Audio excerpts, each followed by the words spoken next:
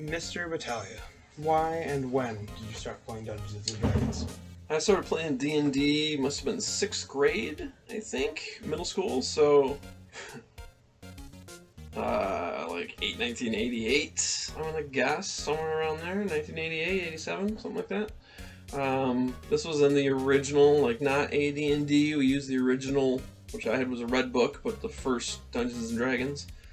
Middle school, it was a lot of fun. Me and two of my friends from middle school, one was a DM, me and another friend from middle school were players, and we'd kind of stay up all night and create characters and do things. And this was back in the day when like people thought it was satanic and stuff. Like instead of saying I'm going to cast a fireball spell, they'd think you're like, I don't know, lighting candles and using Eye of Newt or something. So it was pretty controversial back then for some segments of the population. I don't think there are very many segments anymore that think you're actually lighting candles and sacrificing goats or anything.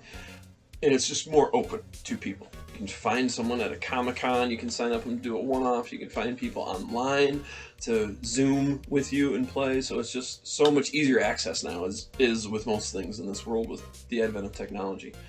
I guess just that you're having a good time and release. Like I try to, like my DM's pretty good, where he'll talk in voices as he introduces new characters, and I try to develop my character, and I'm on, I've died in the campaign, but we've done different ones and I've retired characters, and each time I try to perform my character better, I try to add the voice and really dive into the character. It's cool, and that's why I think a lot of people like cosplay, because you can dive into this world that you like, and so it allows you to sort of be an actor. I think that's a neat part of it.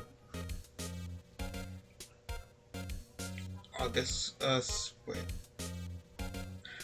For any advice you have for newer players?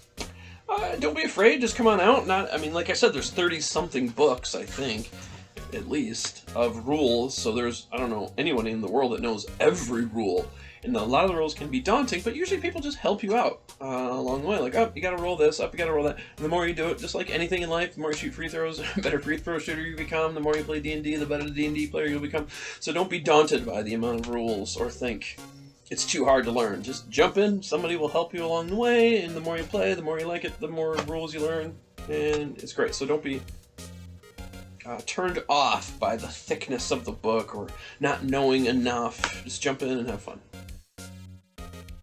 Not in the beginning necessarily. I think the more you play, the more you do that. The more you play, the more you get to know your character. The longer you play, you become easier with the people around you, and so that allows you to play that character, which for me right now is one of my favorite parts, is to dive into the character, sort of escape your world for a while. But it's not necessary. You don't have to come in with voices and that kind of thing, but I think as you play, you add that, and it gets more fun, and hopefully you have a DM that's kind of adding that and encouraging that, because it's pretty cool. We have a bard that actually, sings in our group and has instruments sometimes, and I try to use my voice of my character, so I think it adds to the enjoyment, but not a requirement, but something you stumble into as you play.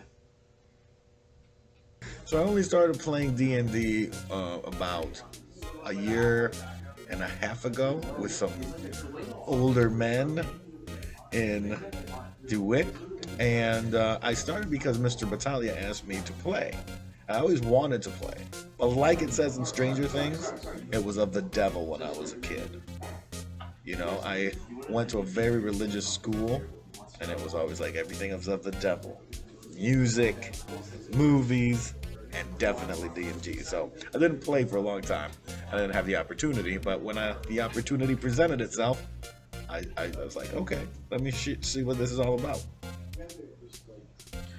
There's a learning curve.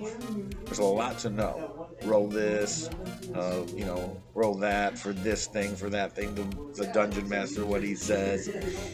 It took me a long time to kind of understand, and I'm still not super deep into all the different rules for each of the class types or races or something like that. So learning all of that, I was kind of impressed that there was so much to know. That's why you have the books, and you have to rely on the books to help you remember what is possible, what's not possible, and what are some of the little caveats of each character. So I think that's pretty interesting. Yes, so do I. How people reacted when you told them or they found out that you play D&D? It depends on the person. There's some people who've played before and they're like, oh wow, cool, and what do you usually play? And so it's like a connection. Because everybody's got their thing. Well, once you start to realize people and understand people, everybody's got something that they do that's not cool or normal or whatever, and you just embrace it. You just enjoy. I started playing D&D about 5 years ago. I started playing it just because I've always been more of a fanciful and fictitious person, and I think that it's quite an entertaining hobby. What do you think is most important in playing, when playing, so as a player, rather than DM, assuming you've been a player? I have been a player on quite a few campaigns. In my opinion, the most important thing, and this is something I always stress whenever I'm being a dungeon master, is the roleplay is the biggest part of the game. If you don't roleplay, it's ultimately just a video game without good graphics. Ultimately, there's nothing worse than playing, and I've heard someone use this reference and I thought it was perfect. There's nothing worse than playing the game at people instead of with people. As a dungeon master, what's your biggest pet peeve? As my dungeon master, my biggest pet peeve, I have so many that are just drive me bonkers. The first one, obviously, when people don't roleplay their character at all, and they're like, I am a bard, this is how I sing, and then they speak the song. Nothing more irritating. You also have the thing when they decide to not do the thing that was planned, and then you're like, okay, that's going to be fun for you later. Quite delightful. Let's see, other pet peeves that I can think of off the top of my noggin.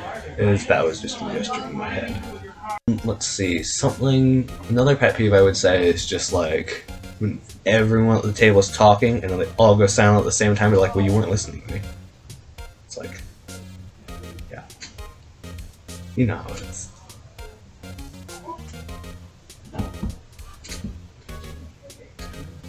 Okay, well, since one of your pet peeves is when players break away from the story, how do you?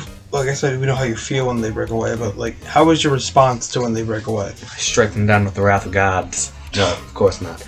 I don't usually kill people, but normally what I'll do is I'll just work around it, find a way to figure it out, and then if I don't, it'll come back later. I'll make sure it's a thorn in their side for the rest of the game if they decide they want to skip something super important. What is your biggest enemy when playing? Or pet peeve would work in that sense too. My biggest enemy when I'm playing player or dungeon master? I don't know, we already did dungeon master. As a player, my biggest enemy would probably be the fact that I have the natural personality of a cleric. I like to be the healer, but I will also kill any of the teammates if the DM will allow me if they start to become a pain. I say we progress. If you stop the progression, some people just get left back in the dust, in the dirt, 6 feet under a tombstone, hand carved. I mean, tombstones are just makeshift signs. Exactly. I want a tombstone that has just a big old arrow that points down. Says, you are here. L.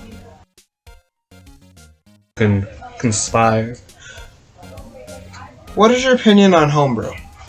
Homebrew, personally, I think homebrew is the best way. The best experiences you can get in D&D come from homebrew, as long as it's a tastefully done homebrew.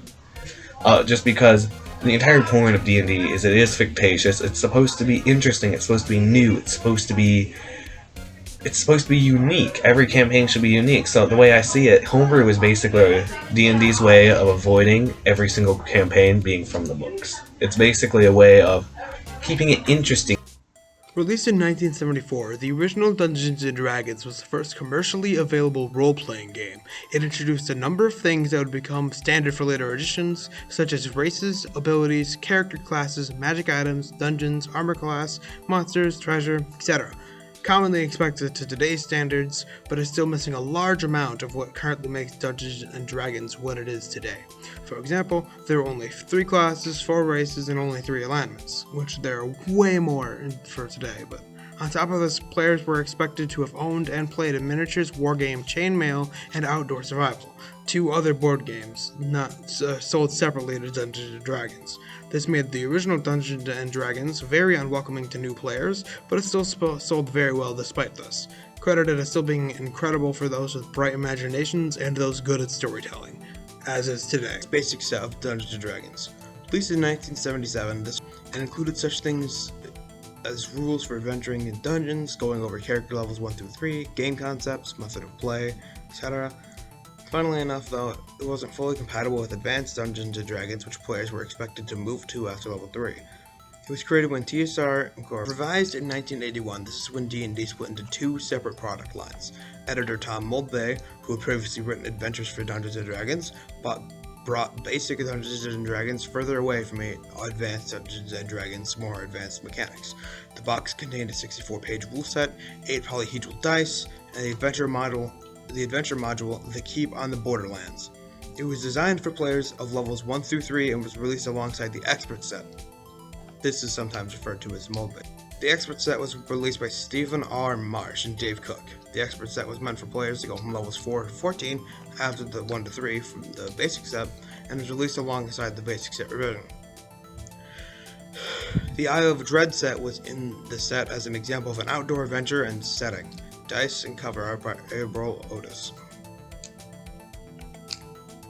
The Dungeons & Dragons 3rd Basic Revision. This time, the basic set was revised by Frank Mentzer and was redubbed Dungeons & Dragons Set 1 Basic Rules. The set included a 64-page player's manual, a 48-page Dungeon Master's rulebook, 6 dice, and in sets the dice were not painted, a crayon. There wasn't a module included in this edition, interestingly enough, but the Keep on the Borderlands 7.3 print was sold separately. The Expert Set was also updated at the same time as this one. Advanced Dungeons & Dragons 2nd Edition. The Advanced Dungeons & Dragons 2nd Edition Player's Handbook was a 256-page hardcover book written by David Zeb Cook and released in 1989. The Player's Handbook for the 2nd Edition was compatible with the 1st Edition rules, but was streamlined and clarified. The book included information on how to play the standard character classes, warriors, including fighters, paladins, rangers, wizards, including mages, specialist wizards, and illusionists, priests, clerics, guidelines for variants by mythos, including the druid as an example, and rogues, including thieves and bards. While most character classes remained about the same as in the 1st edition rules, regularized and the assassin and monk were dropped. TSR Inc. also removed some races from the game, such as half-orcs, although some of these were added back into the game in supplements, such as a complete book of humanoids. The book's primary goal was just to provide guidelines for several races to be used as player characters, which were normally considered monsters.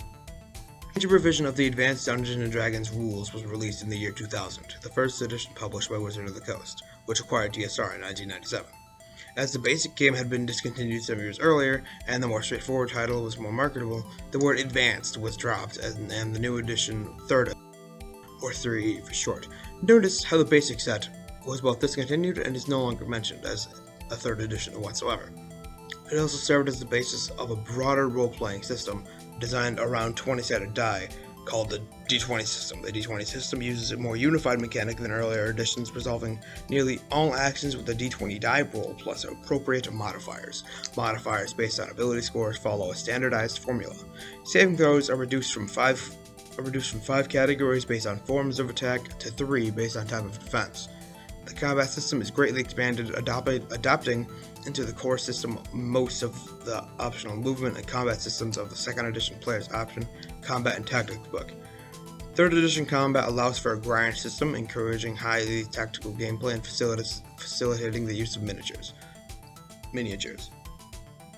New character options include the new Sorcerer class, the Thief renamed Rogue, a term that 2nd edition uses to clarify both the Thief and the Bard classes, and the Prestige classes are introduced, which characters can only enter at higher levels, and if they meet a certain character design prerequisites or fulfill certain in-game goals. Later products include additional and supplementary rules, subsystems such as epic level options for characters above the 20th level, as well as well as a heavily revised treatment of psionics. Third edition removes previous edition's restrictions on class and race combinations that were intended to track the preferences of the race and the level advancement of non-human characters. Skills in the new system of feats are introduced, replacing the non-weapon proficiencies to allow players to further customize their characters. The D20 system is presented under the Open Game License, which makes it an open source system for which authors can write new games and game supplements without the need to develop a unique rule system, and, more importantly, without the need for direct approval from Wizards of the Coast. This makes it easier to market D&D compatible content under a broadly recognizable commercial license. This will be the basis for the popularity explosion and utilization, as opposed to Gary Gygax, who wanted a more expansive rule list to be prepared for any possible situation, as he was writing Advanced Dungeons & Dragons at the same time, and it would be released later the same year. Advanced Dungeons & Dragons 1st Edition. Across 3 hardcover rulebooks released Advanced Dungeons & Dragons. These 3 books are reorganized and implemented many things from previously released mainland entries. D&D supplements, stuff published in magazines, etc. This is often associated with the beginning of Dungeons & Dragons, since it has 3 core rulebooks that would be used for most editions of Dungeons & Dragons onwards. The Monster Manual in particular is even less essential than the Player's Handbook and the DM's Guide, but is still very important.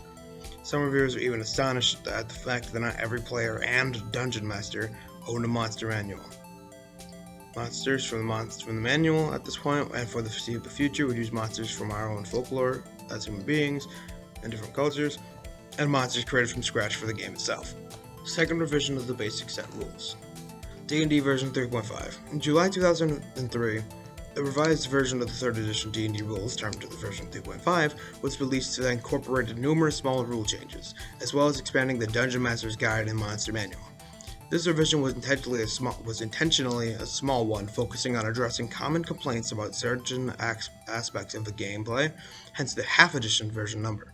The basic rules are fundamentally the same, only differing in balance. Many monsters and items are compatible or even unchanged between those editions. New spells are added, and numerous changes are made to existing spells, while some spells are removed from the updated Player's Handbook. New feats are added, and numerous changes are made to existing feats, while several skills are renamed or merged with other skills. Dungeons & Dragons 4th Edition. Mechanically, 4th Edition saw a major overhaul of the game systems, changing spells and other pre-encounter resourcing, giving all classes a similar number of at-will, per-encounter, and per-day powers. Powers have a wide range of effects, including inflicting status effects, creating zones, forced movement, making combat very tactical for all classes, but essentially requiring the use of miniatures, reinforced by the use of squares to express distances. Attack rolls, skill checks, and defense values all get a bonus equal to 1/2 level rounded down, rather than increasing at different rates depending on class or skill point investment. Each skill is either trained, providing a fixed bonus on skill checks, and sometimes allowing more exotic uses for skills, or untrained, but in either case, all characters also receive a bonus to all skill rolls based on a level. A system of healing surges and short and long rests are introduced to act as resource management. The system of prestige classes is replaced by a system in which characters at 11th level choose a Paragon path, a speciality based on their class, which defines some of their new powers through 20th level. At level 21, an Epic Death goes on in a similar manner. Cold rules extend to level 30 rather than level 20, bringing Epic level play back into the cold rules. Dungeons & Dragons 5th Edition. The Player's Handbook was released on August 19th, 2014. Monster Manual was released on September 30th, 2014, and the DM's Guide was released on December 9th, 2014. The edition returns to having only 3 core rulebooks, with the Player's Handbook containing most major races and classes. Since 2014, there have been over 20 5th edition Dungeons & Dragons books published, including new rulebooks, campaign guides, and adventure modules. In January of 2022, the expansion gift set was released, which include reissued versions of Xanathar's Guide to Everything, released in 2017, and Tasha's Cauldron of Everything, released in 2020. Quoted as the most significant expansions for Dungeons & Dragons 5th edition. End quote. Along with the new sourcebook, Mordenkainen's Presents Monsters of the Multiverse, released in 2022. This sourcebook updates over 250 monster stat blocks alongside 30 playable races, both from a variety of sources, such as Volo's Guide to Monsters, released in 2016, and Mordenkainen's Tome of Foes, 2018. Mechanically, 5th edition draws heavily on prior editions while introducing some new mechanics intended to simplify and streamline play. Skills, weapons, items, saving throws, and other things that characters are trained in now all use a single proficiency bonus that increases as the character level increases. Multiple defense values have been removed, returning to a single defense value of armor class and using more traditional saving throws. Saving throws are reworked to be situational checks based on the 6 core abilities instead of generic d20 rolls. Feats are optional features that can be taken instead of ability score increases, and are reworked to be occasional major upgrades instead of frequent minor upgrades. The advantage/disadvantage mechanic was introduced, streamlining conditional and situational modifiers to a simpler mechanic, rolling 2d20s for situation and taking the higher of the 2 for advantage and the lower of 2 for disadvantage, and cancelling each other out when more than one apply. The power system of 4th edition was replaced with more traditional class features that are gained as characters level. Clerics, druids, paladins, and wizards prepare known spells using a slightly modified version of the spell preparation system of previous editions. Healing surges are replaced by hit dice, requiring a character to roll a hit die during a short rest instead of healing at a flat rate of hit points. Wizards of the Coast. In 1997, a near bankrupt TSR was purchased by Wizards of the Coast. Following these 3 years of development, Dungeons & Dragons 3rd edition was released, as you now know, and the new release folded the basic and advanced lines back into a single unified game. It was the largest revision of the D&D rules to date and served as the basis for a multi-genre role-playing game system designed to run 20-sided die called the 2-in system. Between November and December 2022, there was reported speculation that Wizards was planning on discontinuing the open game license previously mentioned for Dungeons & Dragons based on unconfirmed leaks. In response to the speculation, Wizards stated in November of 2022, "We will continue to support the thousands of creators making third-party D&D content with the release of 1D&D in 2024. Limited details on the update to the open game license, including the addition of revenue reporting and required royalties, were released by Wizards in December of 2022.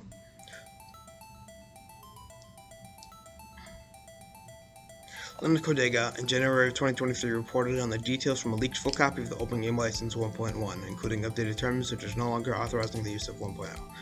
Codega highlighted that if the original license is in fact no longer viable, every single licensed publisher will be affected by the new agreement. The main takeaway from the leaked Open Game License 1.1 draft document is that Wizard of the Coast is keeping power close at hand. A week after the leak, Wizards issued a response that walked back several changes to the Open Game License. This response did not contain the updated Open Game License. The Motley Fool highlighted that Hasbro has pulled an abrupt volte-face and had its subsidiary Dungeons & Dragons Beyond publish a mea culpa on its website. On January of 27th, 2023, following feedback received during the open comment period for the draft Open Game License 1.2, Wizards of the Coast announced that the System Reference Document 5.1, SRD 5.1, would be released under an irrevocable Creative Commons license, effective immediately, and Wizards would no longer pursue deauthorizing Open Game License 1.0A. The Open Game License, dubbed OGL 1.0A, allows third parties to create written products such as adventures or rulebooks using the D&D system owned by Wizards of the Coast. Although there are some restrictions to stop you utilizing trademarked ideas like Baldur's Gate, it's remained largely unchanged since first arriving on the scene in 2000. Basically, it allows games like Pathfinder, which emulates earlier versions of D&D, to exist. Wizard of the Coast is often referred to as WOTC, WOTC acronym. At the beginning of 2023, a revised version of it was apparently leaked. You can find a full rundown of everything on other websites, but to sum it up shortly, at the time of the leak, the new Open Game License validated the original, meaning it can no longer be used, stated that D&D publisher Wizards of the Coast must be notified about and receive a report on the earnings of all monetized content, said that products using the Open Game License, which earns over $750,000 in revenue, not profit, revenue, per year, must pay Wizards a royalty fee of 25% or 20% if funded through Kickstarter for all income beyond that point. Claimed the right to use all open game licensed content in any way Wizard of the Coast saw fit. Stop D&D related NFTs and blockchain. Allow termination of the license for content that is blatantly racist, sexist, homophobic, transphobic, bigoted, or otherwise discriminatory.